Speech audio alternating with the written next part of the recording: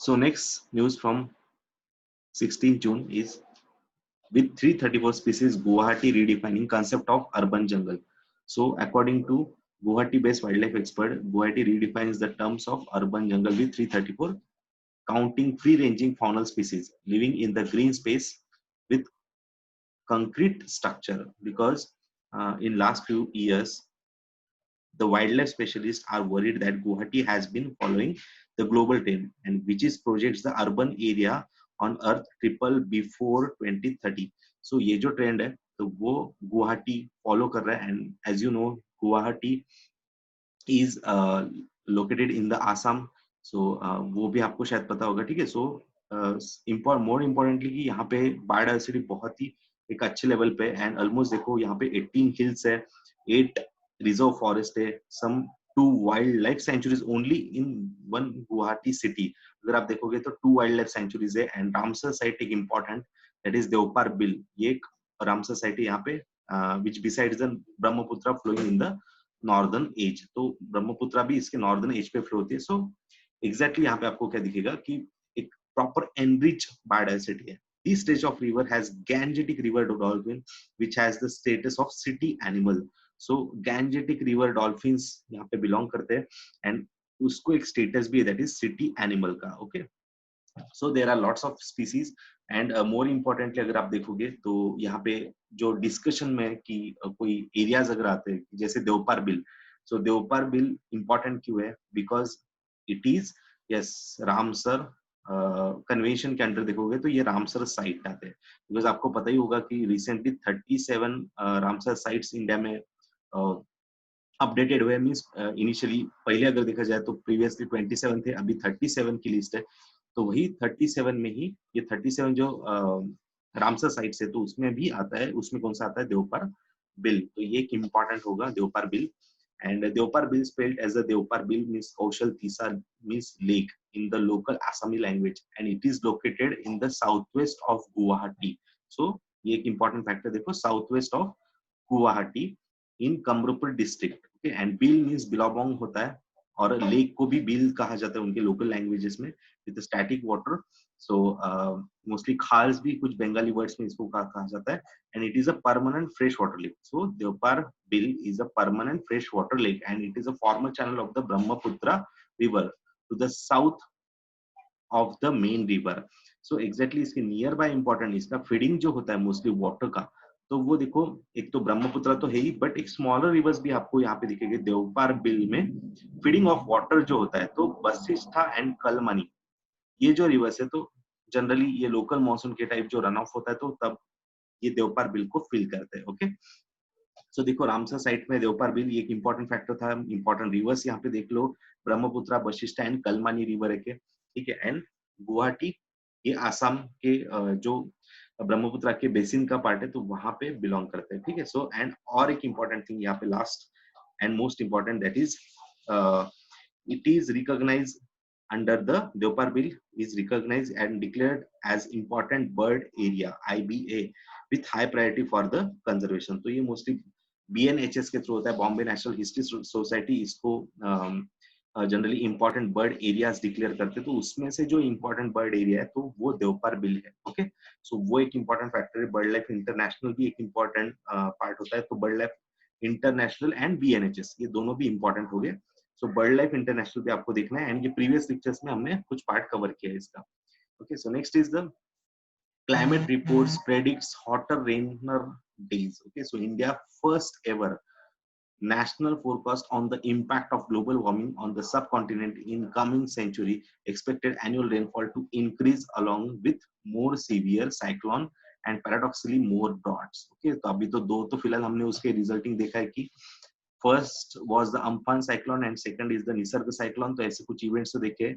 And second important की India first ever national forecast हुआ है ऐसे ग्लोबल वार्मिंग रिलेटेड, तो वो इंपॉर्टेंट है. And this projection based on the climate forecast model, ठीक है. क्लाइमेट फोरकास्ट मॉडल होता है, इसके रिगार्डिंग हमने जो मॉडल्स होते हैं डिफरेंट मॉडल्स, अभी रिसेंटली जो यूएस से हमने अडॉप्ट किया है, तो ऐसे डिफरेंट मॉडल्स के रिगार्डिंग हमने जनवरी में के लेक्चर्स में कवर किया है. So please go and see that video for more detail about the monsoon. So development at the Indian ये एग्जैक्टली कहाँ पे डेवलप हुआ ये model? Based on the climate forecast model, that is IITM Pune, means institute of Tropical metrology Pune. And exactly वो again next report IPCC के साथ भी यहाँ पे कंडक्ट करेंगे एंड 2022 तक ये पब्लिश भी होगा। सो देखो रिसेंटली जो भी global warming related national forecast, first ever national forecast ऐसे कुछ हुआ है इंडिया का, तो frequencies of future warm days and warm nights are projected to increase by 55% and 70%, means warm nights by 55%, sorry, warm days by 55% and warm nights by 70% increase हो गए as relative with the reference period with the 76 to 2005 तक। ये जो reference ले तो उसके comparison में आने वाले टाइम में इंक्रीज हो गया। And summer heat waves over India are projected to be the 3 to 4 times higher, yes definitely 3 to 4 times higher at the end of 21st century। तो summer waves, heat waves regarding भी हमने lecture में के current affairs में cover किए, सो वो भी आपको चेकआउट करना है, ठीक है। So next important part is कि यहाँ पे एग्जैक्टली जो भी प्रोजेक्शन है उसमें भी और एक एडिशन ऐसा रहेगा कि by the end of 21st century report says that this temperature are projected to rise approximately 4.7 to 5.5 degrees Celsius respectively. So relative to the correspondent exactly वही 76 to 2005 का रेफरेंस में भी इस पे कुछ क्वेश्चन बन सकता है कि बेस ईयर किसको या स्टडी या फिर जिसको हम बेस ईयर ही बोल सकते हैं कि बेस ईयर कहाँ से कहाँ यानी यहाँ पे इन्होंने कंसिडर किया है, तो दैट इज 1976 to 2005 तक का। तो यहाँ पे जो ग्लोबल वार्मिंग प्रोजेक्टेड है by the end of 21st century that is 4.7 degree Celsius to 5.5 degree Celsius. तो इस पे क्वेश्चन बन सकता है। देखो क्यों इंपॉर्टेंट है? Because India's first ever national forecast on the impact of global warming for the subcontinent in the coming century, ऐसे कुछ ये फर्स्ट टाइम रिपोर्टिंग हुआ है। सो मे बी इसके लिए ये इंपॉर्टेंट हो सकता है। सो देखो आपको पैरेलली जो मेट्रोलॉजिकल डिपार्टमेंट उसके रिगार्डिंग पढ़ना है एंड IPCC जो भी मेंशन होता है यहाँ पे तो उसके रिगार्डिंग आपको यहाँ पे रीड आउट करना है। तो फिलहाल मैं आपको IMD के बारे में बताता हूँ। तो IMD जो है means Indian Meteorological Department. So it is an agency of Ministry of Earth Science. IMD किसके अंडर आता है? Ministry of Earth Science of the Government of India and it is principal agency responsible for the meteorological observation, weather forecasting and seismology. So its headquarters is located in Delhi and operates hundreds of observation stations across the India and Antarctica also. So just remember that Antarctica also. And it is also one of the 6 RSMC means regional specialized meteorological centers of WMO. तो WMO के जो 6 RSMCs है तो उसमें से एक हमारा कौन है? IMD रहेगा। ओके, IMD हमारा रहेगा उसमें से। So IMD collaborate with different जैसे कि Indian Institute of Tropical Meteorology, National Centre for Medium Range Weather forecasting and National Institute of Ocean Technology, तो इनके साथ इनका कोलैबोरेशन है। सो IMD हैज 6, ये ऑलरेडी हमने कवर किया है कि मेट्रोलॉजिकल सेंटर्स भी है and each under a Deputy Director General होते हैं इसके and they are located in Chennai, Guwahati, Kolkata, Mumbai, Nagpur and New Delhi. So these are some important factors. सो एग्जैक्टली इसका हेडक्वार्टर यहाँ पे आपको दिखेगा मौसम भवन न्यू दिल्ली में आता है। एंड मोस्ट इंपॉर्टेंट क्या है कि यहाँ पे मिनिस्ट्री कौन सी है? Ministry of Earth science. तो ये एक इंपॉर्टेंट फैक्टर यहाँ पे हो सकता है। Okay, so next news is assessment of oil well blowout impact begins. So again एक ऐसी न्यूज है आसाम से। तो अगेन आसाम से कुछ इंपॉर्टेंट न्यूज आती है कि a team of TERI means the Energy and Research Institute and an accredited private agency have begun assessing the impact of the environment around the Baghjan natural gas well. So ये Baghjan gas well पे कुछ recently oil blow out हुआ है, तो उसके regarding ये news है। And इसका एग्जैक्टली बैकग्राउंड अगर देखो तो recently there was a continuous flow out of gas in Baghjan gas well in Tinsukia district. तो कौन सा area? Tinsukia district of Assam. So the Bagjan well is purely gas producing well in Tinsukia district. Since 2006 gas well is being drilled by Oil India Limited. ठीक है, so ये एक important होगा Oil India Limited, then Bagjan gas, ये नाम important होगा, उसका location भी हम थोड़ा सा देखते हैं आगे। ठीक है, एंड पहले न्यूज डिस्कस कर लेते हैं कि एग्जैक्टली न्यूज क्या है। तो वही इसमें क्या है, थोड़ा सा लीकेजेस वगैरह हुआ है या ब्लो आउट हुआ है यहाँ पे, तो अंडर फायर आया है, तो उसके इम्पैक्ट्स क्या क्या हुए ये एरियाज पे वो देखना देखते हैं हम, ठीक है। तो there were reports of death of river dolphin, तो यस डेफिनेटली यहाँ पे कुछ रिवर डॉल्फिन है तो उनकी डेथ हुई है, and different local complaint symptoms of burning eyes, headache and etcetera, so health impacts भी यहाँ पे हुए, and as many as 1600, almost 1610 families with 2500 to 300 people were evacuated to relief camp, and it is an at an aerial distance of 900 meters, means almost less than 1 kilometre के ही distance पे यहाँ पे कौन सा एक नियर बाय नेशनल पार्क है, that is Dibru साखोवा, ठीक है। सो दिब्रू साइखोवा जो नेशनल पार्क है, तो ये अब इंपॉर्टेंट होगा कि मे बी ये एग्जाम में पूछ सकते हैं बिकॉज न्यूज में, ठीक है। तो दिब्रू साखोवा पे जो इम्पैक्ट हो सकता है बगजान गैस वेल का, सो नेचुरल गैस वेल का, तो ये इम्पैक्ट में भी पूछा जा सकता है या यहाँ पे प्रीलिम्स में भी आ सकता है ये फैक्टर। एंड ऑल्सो देखो और एक वेटलैंड एक इम्पॉर्टेंट यहाँ पे इंटरनेशनल यहाँ पे sorry important bird area notified किया है BNHS में, means Bombay natural history society और we can say bird life international के थ्रू। तो वो कौन सा है, मगुरी मोतापुंग वेटलैंड, मगुरी मोतापुंग वेटलैंड। सो वही एरिया हमको देखना यहाँ पे इंपॉर्टेंट होगा। सो देखो दिब्रू साइखोवा नेशनल पार्क आपको यहाँ पे दिख रहा है, उसके नॉर्थ में कौन सी रिवर है, ब्रह्मपुत्र रिवर है। सो मे बी ये लोकेशन फैक्टर से यहाँ पे क्वेश्चन पूछ सकते हैं।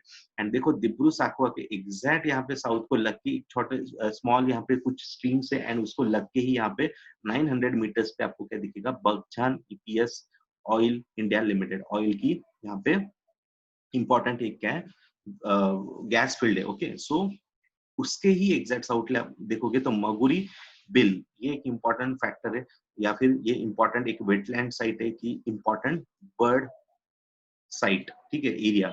तो ये कौन सा है, इंपॉर्टेंट बर्ड एरिया यहाँ पे मगुरी, तो ये एक इंपॉर्टेंट फैक्टर बन सकता है। दिब्रू साखोवा के एग्जैक्टली नॉर्थ में क्या है, साउथ में क्या है, यहाँ पे कुछ स्मॉल स्ट्रीम्स है, तो वो भी हम आगे देखेंगे जब दिब्रू साखोवा देखेंगे। तो ये पहली बार हुआ है क्या, तो नहीं, ऐसे पास में कुछ इवेंट्स और भी हुए कि जैसे ऑयल ओन्ड ऑयल दिखुम डिब्रूगढ़ में सिमिलर इवेंट हुआ था 2005 में, ONGC ओन्ड रुद्र सागर इन 1970s भी और एक कुछ इवेंट हुआ था यहाँ पे। So what are the possible reasons for the blowout, तो डेफिनेटली इस बार जैसे ही प्रीवियस कुछ पास्ट में कुछ रीजंस थे। So possible reason behind the range from sample lack of attention, poor workmanship, bad maintenance, old age कुछ इक्विपमेंट्स हो गए, या sabotage to morphotectonic factors. A device called a blowout preventer is usually installed in wells, and the gas well of Pakchan was being serviced, and a new sand was being tested at another depth in the same well. The blowout preventer was also removed, and suddenly gas started ooze out of the exposed well, and that is the reason for that. Okay, so why is it too difficult to control? So yes, to control blowout depend on two things, that is size of reservoir and the pressure at which the gas oil is flowing out. So while many blowouts automatically collapse on their own, so it can take up to months.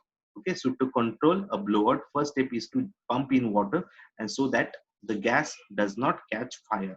So ऐसे कुछ यहाँ पे events है, so जैसे what is being done etc, तो ये आपको थोड़ा सा अदर पॉइंट ऑफ व्यू से भी रीड करना है। सो हम देखते हैं प्रीलिम पॉइंट ऑफ व्यू से जाते हैं, तो देखो यहाँ पे आसाम में एग्जैक्टली यहाँ पे लोकेटेड है दिब्रू साखोवा नेशनल पार्क। ओके, सो ये IUCN की कैटेगरी 2 में आता है नेशनल पार्क, ठीक है। सो ये एक इंपॉर्टेंट है देखो, एंड यहाँ पे हम देखेंगे कि the park is bounded by the Brahmaputra and Lohit river in the north, ठीक है। So Brahmaputra and Lohit river in the north and Dibru river in the south. तो ये इंपॉर्टेंट होगा, जैसे कि यहाँ पे देखो ब्रह्मपुत्र उसके नॉर्थ में फ्लो होती है एंड एक दिब्रू रिवर है वो उसके साउथ में रहेगी, इन बिटवीन वो दिब्रू साइखोवा होगा, ठीक है। सो दिब्रू साइखोवा ये इंपॉर्टेंट फैक्टर होगा, इसके नॉर्थ में ब्रह्मपुत्र एंड लोहित रिवर है एंड साउथ में छोटी दिब्रू रिवर है। And Dibru Saikhowa is national park as well as the biosphere reserve. देखो इंडिया में वैसे भी टोटल सिर्फ 18 ही बायोस्फीयर रिजर्व है, तो उसमें से ये दिब्रू साइखोवा ये भी एक बायोस्फीयर रिजर्व इंपॉर्टेंट है, ठीक है। तो ये नेशनल पार्क भी है, बायोस्फीयर रिजर्व भी इंपॉर्टेंट, वेटलैंड साइड भी है, and south bank it is situated on the south bank of the river Brahmaputra. तो ये मे बी फैक्टर क्वेश्चन का फैक्टर बन सकते हैं, ठीक है। एंड ये भी हमने कवर किया है IBA ऑल्सो, ठीक है। तो ये भी आपको देखना है इंपॉर्टेंट बर्ड साइड। सो देखो बहुत बार यहाँ पे BNHS आया है, तो हमको ये देखना है कि एग्जैक्टली BNHS क्या है। सो BNHS means Bombay natural history, Bombay natural history, yes हाँ, तो बॉम्बे नेशनल हिस्ट्री सोसाइटी ये 1883 में जनरली ये एस्टैब्लिश हुआ था 1883 में, ठीक है, Bombay National History Society, and it is the largest non governmental organisation in India engaged in conservation and biodiversity research. ठीक है, so ये important factor है, and it supports many research efforts through the grant and published journal of the Bombay Natural History Society. Different journal भी publish होते हैं, and many prominent naturalists भी इससे connected थे previously, वो भी यहाँ पे दिया है, सलीम अली हो गए या स्टील एंड रिप्लेस हो गए, ठीक है। तो BNHS लोगो क्या है, ये एक इंपॉर्टेंट है, थोड़ा सा देखो तो इस पे लोगो यहाँ पे आपको शो किया है, ग्रेट हॉर्नबिल यहाँ पे दिख जाएगा आपको, तो ग्रेट हॉर्नबिल इसके लोगो में आपको दिख जाएगा, ठीक है। सो इसका हेडक्वार्टर मुंबई में आता है, तो ऐसे कुछ इसके वन ऑफ द ओल्डेस्ट ऐसे कुछ ऑर्गेनाइजेशन से related to environment, okay. So natural gas भी देखो, अभी ये ऐसे कुछ लीकेज हुआ है, तो मे बी साइंस से आपको ये क्वेश्चन पूछा जा सकता है कि एग्जैक्टली इसमें क्या क्या होता है। also called as fossil gas, natural gas is also known as the fossil gas and sometimes just a gas. So a naturally occurring hydrocarbon gas mixture consists of primarily methane, but commonly including varying amounts of other higher alkenes and sometimes a percentage of carbon dioxide, nitrogen, hydrogen sulfide, and or helium also. So natural gas is the cleanest fossil fuel among the all fossil fuels. तो ये एक important है. So ये again prelim point of view से आपको general science पे question आ सकते हैं, तो ये इंपॉर्टेंट होगा, एंड इसके डेफिनेटली डोमेस्टिक यूज बहुत इंपॉर्टेंट होता है, इंडस्ट्रियल होगा या कमर्शियल यूज भी इसके होते हैं, एंड मोस्टली देखो हमारे यहाँ पे तो natural gas is also use for the cooking in domestic household and as a transportation fuel for vehicles also, because बहुत सारे व्हीकल्स अभी सीएनजी पे हो रहे हैं, तो वो एक क्लीनर सोर्स कहा जा रहा है, तो यही एक इंपॉर्टेंट है कि नेचुरल गैस का इंपॉर्टेंस आजकल बहुत ज्यादा है, ठीक है। तो देखो यहाँ पे कि nitrogen, carbon dioxide, hydrogen sulphide, helium वो कंडेंसेट होता है, then butane, propane, ethane and methane इसके पार्ट्स है। तो मे बी अगर यहाँ पे क्वेश्चन पूछा जाए कि which of the following gases are the part of the natural gas, तो मीथेन, इथेन, प्रोपेन, ब्यूटेन ये सब इसके पार्ट हो गए, okay. So I hope you understand about the natural gas. तो हर एक एंगल से आपको कवर करना है, अगर न्यूज में जितने भी यहाँ पे एंगल्स दिए हैं तो उसका 360 डिग्री कवरेज आपको करना ही है, कि जैसे गुवाहाटी दिया है या दिब्रू-साइखोवा दिया है तो वो देखना है आपको, देन उसके बाद वो रामसर साइट्स पे कनेक्टेड है तो रामसर साइट्स भी आपको स्टडी करना है, देन उसके बाद इंपॉर्टेंट बर्ड एरियाज होते हैं तो वो कौन डिक्लेयर करता है वो कवर करना है, फिर उसमें नेचुरल गैस ब्लो आउट हुआ है तो वो एक आपको कवर करना है, तब भी जाके आपकी यूपीएससी प्रीलिम्स निकलेगी, बिकॉज बहुत सारे ऐसे न्यूज होते हैं कि जो आप इन शॉर्ट कवर करते हो बट यूपीएससी डेप्थ में जाती है, ठीक है। एंड वही फिर आपका क्या होता है, अनप्रेडिक्टेबल, आपको लगता है कि एग्जाम अनप्रेडिक्टेबल हो रही है, बट एग्जाम इज प्रेडिक्टेबल। जो भी आपका न्यूज है, द हिंदू है, उसमें से ही रेफरेंस लेके यूपीएससी ऑलवेज क्वेश्चन पूछती है, ठीक है। सो बस हमको उसको बस डेप्थ में रीड करना है। सो नेचुरल गैस देखो, अगर प्रोडक्शन की कुछ डिलीवरी साइट्स होते हैं तो ये साइंस एंड टेक में आपको पढ़ना है। So I am going to share this PPT with you, so you just go through these part की जैसे gas and oil, gas wells होते हैं, देन गैस वेल्स से एग्जैक्टली सेपरेशन होता है, ऑयल एंड वाटर रिमूव किया जाता है, वही उसका प्यूरिफिकेशन करके फिर gas vented and flared and gas processing plant में आता है, then products remove, different products होते हैं वो रिमूव किए जाते हैं, उसका क्लीनिंग होगा, देन कंप्रेसर स्टेशंस में आने के बाद गैस ऑलवेज नेचुरल गैस ये कंप्रेस होता है एंड डिफरेंट ओडोरेंट इसमें ऐड किए जाते हैं कि सो दैट इसका लीकेज हमको आइडेंटिफाई हो जाए, तो ओडोरेंट ऐड होते हैं एंड कंप्रेसर स्टेशंस में या फिर कुछ अगर एक्स्ट्रा यहाँ पे प्रोडक्शन होगा तो अंडरग्राउंड स्टोरेज रिजर्वायर होता है, मेन लाइन में इसके सेल्स किया जाता है, देन नेचुरल गैस कुछ कंपनीज को भी सेल किया जाता है, देन एलएनजी स्टोरेज यहाँ पे क्रिएट होता है एंड फिर बाद में ये एंटायरली डिस्ट्रीब्यूट होता है for different purposes, okay. So production, transmission and distribution, I hope आपको यहाँ पे क्लियर हुआ है। सो next news is NGT used Kerala 1 month to report on the forest fire prevention steps, okay। So direction are given by the southern bench of the NGT। तो यहाँ पे तो ज्यादा ऐसे कुछ न्यूज में नहीं है कि बस जनरल नॉर्मल यहाँ पे रिपोर्टिंग करना है तो उसके रिगार्डिंग है, तो थोड़ा सा हम अलग एंगल से यहाँ पे देखते हैं कि फॉरेस्ट किस पार्ट में आता है कॉन्स्टिट्यूशन के। सो it is under the concurrent list of the 7th schedule of Indian Constitution, ठीक है। तो ये एक important factor है। The National Action Plan for on Forest Fire, ये देखते हैं कि कब लॉन्च हुआ था, 18 में लॉन्च हुआ था, उसको कंट्रोल करने के लिए plans to intend to reduce the vulnerability of forest against the fires hazard, ठीक है। तो ये एक स्कीम आपको देखना है, National Action Plan on Forest Fires, ठीक है। तो please go through this all factor because we can not go in the depth because उतना टाइम नहीं है हमारे पास, ठीक है। So area covering 93,000 hectares was affected by forest in 2019, ये रिपोर्ट एक इंपॉर्टेंट होगा एंड ये भी हमने कवर किया प्रीवियस कुछ लेक्चर्स में। तो 19 के रिपोर्ट में आई थिंक दिसंबर का लेक्चर है, तो वहाँ पे हमने फॉरेस्ट फायर्स के जो भी डेटाज है वो कवर किया है। सो ऑलमोस्ट इतने 93,000 हेक्टर्स यहाँ पे अफेक्ट हुआ है 19 में। So India is also prone to forest fire, ठीक है। सो हमने ऑलमोस्ट सब एंटायर पार्ट कवर कर लिया है, तो बस आपको टेलीग्राम चैनल पे ये सब विद इन फ्यू डेज आपको ये पीपीटीज मिल जाएंगे। So go and download from there, okay. So in next lecture we are going to cover all the environment related news from 21st of June to 30th of June. Okay, thank you.